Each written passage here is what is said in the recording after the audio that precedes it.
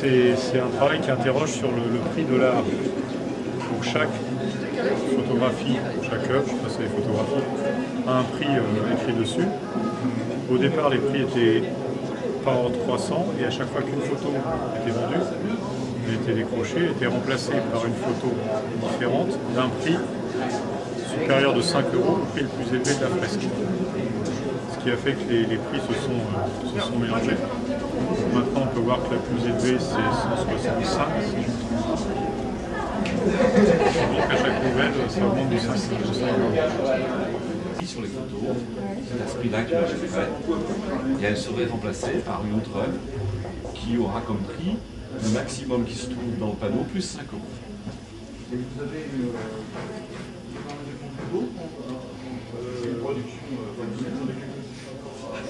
chaque œuvre est autonome avec le prix marqué dessus. Et s'il y en a une œuvre qui est enlevée, elle est remplacée par une nouvelle œuvre qui vient à sa place, dont le prix est élaboré à partir du prix le plus grand trouvé dans l'ensemble, plus 5 €. Plus 5 €. J'avais su. Ensuite, là, du coup, non mais en même temps, chaque œuvre est unique, mais oui, ça oui. forme aussi une œuvre. Ah oui, oui. Là, à l'instant d'aujourd'hui, là, comme ça, les œuvres qui sont ici, c'est unique par rapport à demain ou après-demain, s'il y a des gens qui en enlèvent parce qu'ils les ont achetés. C'est comme c'est différent de la façon dont ils sont arrivés. Il y a d'ailleurs là la liste de toutes les... On a ici, là-bas, un répertoire qui permet de savoir quelles sont toutes les œuvres qui ont été vendues. Donc, c'est voilà, c'est une œuvre qui a une histoire. Elle va dans l'infini, en fait. Elle va à un mouvement, c'est un mouvement assez perpétuel, oui. Un peu comme la vaisselle. Hein. L'artiste, il en a créé pour des décennies. Alors. Ça, c'est une œuvre complète, mais qu'on peut acheter par petits bouts. Donc, il a carrément mis le prix sur l'œuvre, comme ça, au moins, on ne se perd pas. Et puis, parce qu'en fait, tout le concept de son œuvre, la vente est intégrée à l'intérieur. C'est-à-dire, par exemple, si vous décidiez d'acheter, par exemple, le bout à 115 €, ça l'enlève, du coup l'œuvre générale il manque, il y a un trou, donc il va réinsérer une photo à cet endroit-là et elle sera plus chère que toutes les autres. Voilà, c'est une œuvre en mouvement, quoi, en évolution, et toujours plus chère. Voilà. Hubert Ovecchio, sa spécialité c'est l'art économique. Donc pas cher, mais surtout une réflexion sur comment l'art se vend, comment le circuit, comment ça fonctionne, etc. Donc vous voyez que par exemple, une partie de l'œuvre, c'est carrément quand est-ce qu'il a réussi à vendre quoi, à combien, etc. Donc si jamais par exemple vous achetiez une partie de l'œuvre, donc par exemple un panneau à 165 €, il y a un trou dans l'œuvre, donc il est obligé de remettre un élément qui remplacera celui qui manque, mais il le met plus cher que tous les autres qui sont déjà là. Donc ça évolue et donc il prend de la valeur.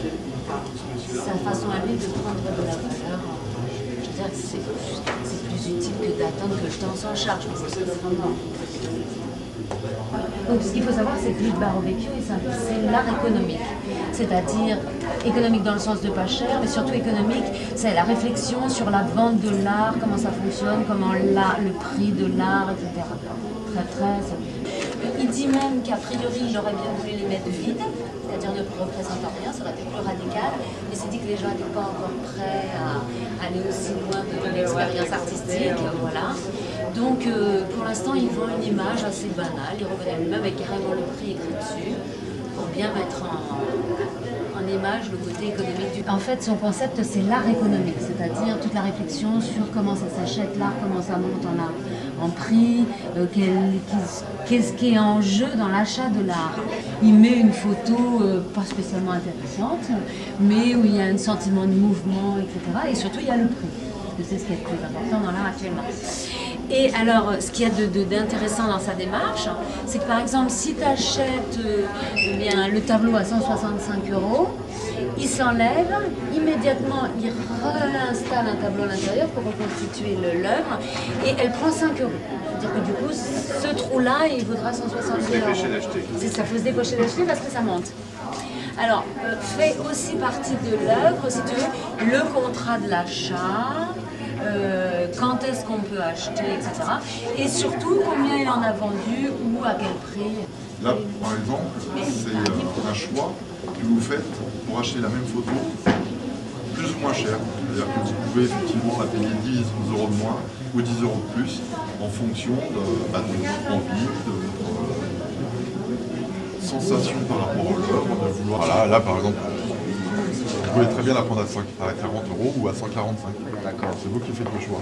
Qu'est-ce que ça implique de différence si je la pense à la 40 ou à la 145? La prochaine sera à 45, c'est ça, si je pense à la... Non, la prochaine sera, elle, à 155. Elle sera toujours plus chère que la plus chère de la série. D'accord. Une sorte de mise aux enchères. Un peu, effectivement. En principe. Oui, c'est marrant. Et donc il indique effectivement le prix sur l'œuvre pour qu'on voit la démarche de suite. Lui prend plutôt une à 40 ou une à 140. Il y a à chaque fois comme ça. Parce qu'en fait, une volonté personnelle. D'accord. Oui, il y a une interaction. L'acheteur, c'est vous qui choisissez. Chose qu'on a peu l'occasion de faire. C'est-à-dire que pour la même photo, vous l'avez ou à 40 € par exemple, là ou à 145.